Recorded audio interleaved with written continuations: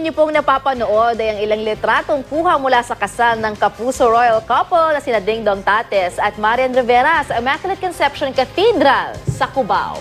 Bandang alas 3 nang dumating si Marian sa simbahan, suot niya ang kanyang gown na gawa ng international Filipino designer na si Michael Cinco.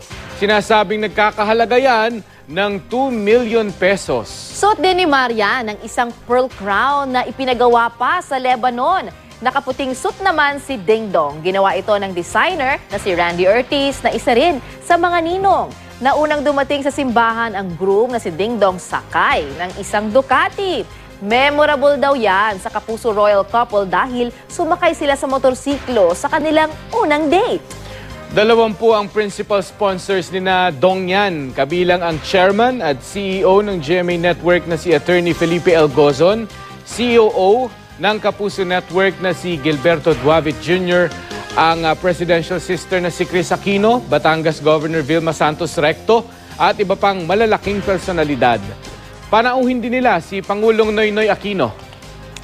Si Cubao Bishop Honesto Ontiongco ang main celebrant ng kasal. Kasama niya ang 8 iba pang obispo at 7 pang pari.